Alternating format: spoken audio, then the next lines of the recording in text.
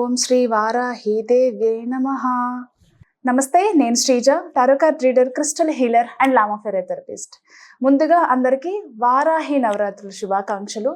వారాహి మాత అనుగ్రహం మీ అందరి మీద ఉండాలని చెప్పి మనస్ఫూర్తిగా కోరుకుంటూ, ఈ వీడియోస్లో ద్వాదశ రాశులకి సంబంధించిన అన్ని రాశులకి ఎలా ఉండబోతుందో టారో కార్డ్ ప్రెడిక్షన్స్ ద్వారా తెలుసుకుందాం.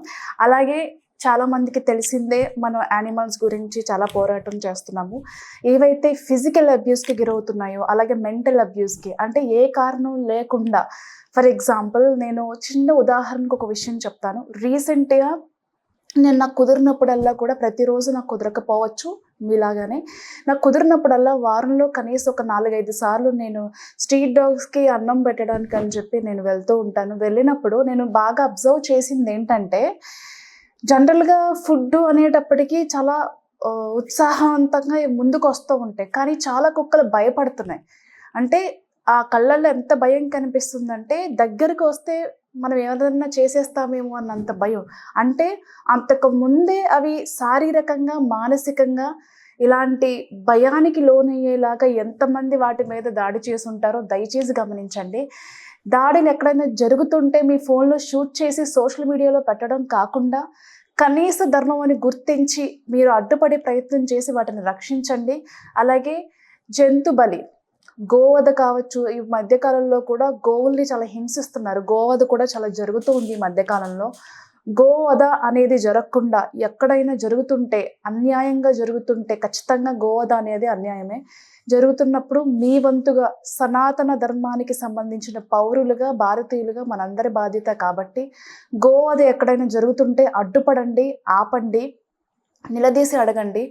అలాగే జంతు బలి, శంకరాచార్యులు వారు అమ్మవార్లకి సంబంధించి కుంకుమ పూజని, అంటే రక్తవర్ణంలో ఉండే కుంకుమ పూజని అమ్మవారికి అందించారు. కుంకుమ పూజ ద్వారా కూడా మనం అమ్మవారిని ప్రసన్నం చేసుకోవచ్చు.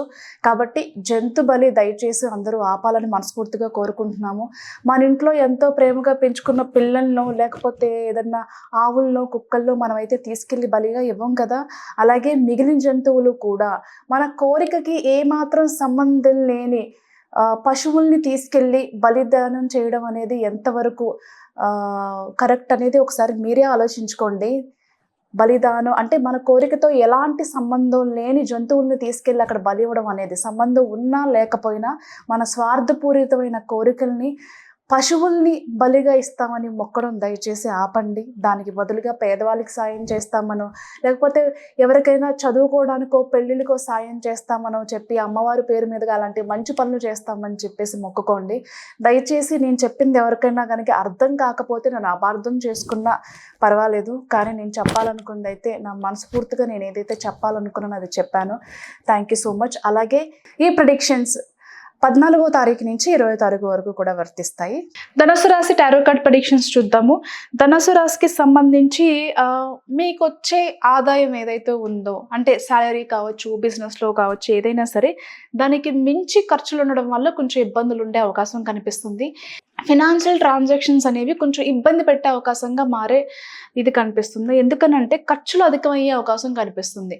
మేబీ బిజినెస్లో ఎక్స్పెండిచర్ పెరగచ్చు, లేదా ఇంట్లో కావచ్చు, జాబ్ చేసే వాళ్ళకైతే ఇంట్లో కావచ్చు, ఏదైనా సరే ఖర్చులు అదుపు చేయలేని పరిస్థితిలో ఉండడం అనేది కొంచెం మిమ్మల్ని ఇబ్బంది పెట్టే విషయంగా ఇక్కడ కనిపిస్తుంది. అలాగే మీ ఖర్చులకు కావచ్చు, ఈఎంఐస్కి కావచ్చు, ఇంపార్టెంట్ పేమెంట్స్ ఏదైనా సరే మీరు పే చేయడానికి మళ్ళీ ఇంకొక దగ్గర నుంచో, వేరే వాళ్ళ దగ్గర నుంచి అప్పు తీసుకునే పరిస్థితో, లేకపోతే మీ క్రెడిట్ కార్డ్స్ నుంచి అది మనీగా కన్వర్ట్ చేసుకునే పరిస్థితితో కనిపిస్తుంది. కాబట్టి అవసరం లేని ఖర్చుల్ని అదుపు చేసుకునే ప్రయత్నం చేయండి ఖచ్చితంగా, లేకపోతే ఇబ్బందులు అనేవి వచ్చే అవకాశం కనిపిస్తుంది. అంటే సజావుగా సాగిపోతుంది, ఓకేలే ఈ మంత్లీ ఏ ఖర్చు లేవు అనుకునే టైంలోనే అనుకోకుండా ఏదో ఒకటి పెద్ద ఖర్చు వచ్చి పడుతుంది అనమాట. దానివల్ల ఇబ్బందులు వచ్చే అవకాశాలు కనిపిస్తున్నాయి. అంతేకాకుండా గతంలో చేసిన కొన్ని మిస్టేక్స్ని గుర్తు తెచ్చుకుని బాధపడుతూ ఉంటారు. దానివల్ల ఎలాంటి ఉపయోగం లేదు కాబట్టి జాగ్రత్తగా ఉండండి. అలాగే కొంతమంది జాబ్ చేసే వాళ్ళు ఫీలింగ్ ఏంటంటే, మనకి ఎలాగో ఇంత కష్టపడుతున్నాం, ఇంత టాలెంట్ ఉంది, ఇంత వర్క్ ఎక్స్పీరియన్స్ ఉంది, ఇది నాకు రావాల్సిన శాలరీ కాదు, మేబీ ఇంకొక చోట కనుక నేను జాబ్ చేసినట్లయితే ఇంతకు మించి శాలరీనే మనకు వస్తుంది, శాలరీ విషయాల్లో కొంచెం డిస్సాటిస్ఫైడ్గా అనిపించడం కానివ్వండి, కొంచెం లేదంటే ఇప్పుడు ఈ జాబ్ మానేసి వేరే జాబ్ ట్రయల్స్కి వెళ్దామా, ఏదైనా జాబ్ వెతుక్కుందామా అని అనుకుంటారు. జాబ్ వెతుక్కోవడం మంచి నిర్ణయం, కానీ చేస్తున్న జాబ్ వదిలేసి మాత్రం వెతుక్కోకండి. ఫినాన్షియల్ ఇబ్బందులు ఇంకా పెరిగే అవకాశం ఉంటుంది కాబట్టి జాబ్ ప్రయత్నాలు కూడా ఇది చేస్తూనే వేరే వేరే ఇంటర్వ్యూస్కి అటెండ్ అవ్వడం కానివ్వండి, ప్రయత్నాలు కానివ్వండి చేయండి. అలాగే ఇంటి కుటుంబ సభ్యులకి సంబంధించిన ఆరోగ్య విషయాల్లో కావచ్చు, లేదా మీకున్న ఆరోగ్య సమస్యల వల్ల కావచ్చు, కొంచెం డిప్రెషన్కి లోనయ్యే అవకాశం కనిపిస్తుంది. అంటే స్ట్రెస్ తీసుకుంటారు. అంతేకాకుండా ఆర్థిక సమస్యల వల్ల కావచ్చు, మీకున్న ఆరోగ్య సమస్యల వల్ల కావచ్చు, కొంచెం స్ట్రెస్ తీసుకోవడమే కాకుండా ఒకలాంటి డిప్రెషన్కి ఎందుకు నాకు ఇలా జరుగుతుంది అని మిమ్మల్ని మీరే సెల్ఫ్గా క్వశ్చన్ చేసుకుని సెల్ఫ్ జడ్జ్మెంట్ చేసుకునే అవకాశం కనిపిస్తుంది. కొద్ది రోజులు ప్రశాంతంగా ఎక్కడికైనా వెళ్దామా ఫ్యామిలీతో కలిసి, లేకపోతే ఏదైనా ఒక దూర ప్రయాణం, ఒక స్పిరిచువల్ టూర్ కానివ్వండి, మీ ఫ్రెండ్స్ని కలిసి రావడం కానివ్వండి, బంధువుల్లో కూడా మనకి కొంతమంది మనకి సపోర్టివ్గా ఉండే వాళ్ళు ఉంటారు కదా, సో అలాంటి వాళ్ళని ఎవరినైనా కలిసి వద్దామా అనుకునే ప్రయత్నాలు కూడా చేస్తూ ఉంటారు.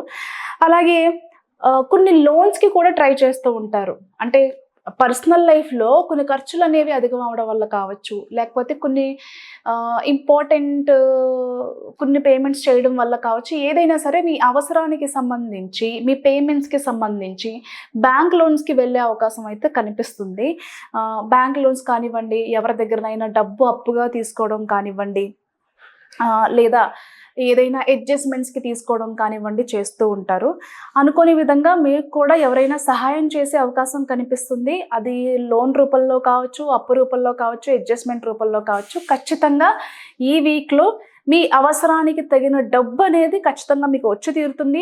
అలాగే గతంలో ఈ రాశికి సంబంధించిన వాళ్ళు ఎవరికైనా అప్పిచ్చుంటే కూడా అవి కూడా తిరిగి వచ్చే అవకాశాలు అయితే కనిపిస్తున్నాయి. ఎవరికైనా డబ్బు ఇన్వెస్ట్మెంట్స్ రూపంలో కానివ్వండి, లేకపోతే హ్యాండ్ రూపంలో లోన్ రూపంలో ఇచ్చినవి కూడా మీకు మళ్ళీ అడ్జస్ట్మెంట్ రూపంలో ఇచ్చిన డబ్బులు కానివచ్చు, ఏదైనా సరే తిరిగి వచ్చే అవకాశం అయితే కనిపిస్తుంది. అలాగే ఏదైనా వెహికల్ తీసుకోవాలి, లేదా పాత వెహికల్ని ఎక్స్చేంజ్ చేసుకొని కొత్త వెహికల్ తీసుకోవాలనుకునో, లేకపోతే కొత్త వెహికల్ తీసుకోవాలి అనుకునే వాళ్ళకి కావచ్చు, ఈ వీక్ చాలా అనుకూలంగా ఉండబోతుంది. అలాగే మీకు సంబంధించిన ప్రతి విషయం కూడా, అది ఇంట్లో వాళ్ళకే కావచ్చు, ఫ్రెండ్స్కే కావచ్చు, మీ ఆఫీస్ వాళ్ళకే కావచ్చు, ఏదైనా సరే ప్రతిదీ కూడా గోప్యంగా ఉంచడానికి, రహస్యంగా ఉంచడానికి ఎక్కువ ఇష్టపడుతూ ఉంటారు. మనం ఏ పని చేసినా ప్రతి ఒక్కరూ మన మీద దృష్టి పెట్టడం, నా మీదే ఎక్కువ టార్గెట్ పెట్టడం, ఫోకస్ పెట్టడం చేస్తున్నారు. కాబట్టి మనకి మంచి జరిగినా ఏం జరిగినా ప్రతిదీ కూడా అందరికీ చెప్పకుండా నా విషయాలు అనేవి నా దగ్గరే ఉంచుకోవాలి అని చెప్పేసి ఒక స్ట్రాంగ్ నిర్ణయం అయితే తీసుకుంటారు. ప్రమోషన్స్కి సంబంధించి, శాలరీ ఇంక్రిమెంట్స్కి సంబంధించి, onsite opportunities, transfer, salary hike, job change, career change, ఇలాంటి విషయాల్లో కూడా సానుకూలతలు కనిపిస్తున్నాయి. కానీ తొందరపాటు నిర్ణయాలు కానివ్వండి, లేకపోతే పేషెన్స్ లేకుండా, అంటే ఓపిక నశించిపోయి మీరు తొందరపాటు నిర్ణయాలు తీసుకోవడం కానివ్వడం కానివ్వండి ఈ టైంలో చేయకూడదు. పేషెన్స్ అనేవి మంచి ఆపర్చునిటీస్ కోసం వెయిట్ చేయాలంటే పేషెన్స్ చాలా అవసరం. ఖచ్చితంగా మంచి అద్భుతమైన అవకాశాలు అందుతాయి. జాగ్రత్తగా ఉండండి, ఖర్చులను అదుపు చేసుకోండి. Thank you.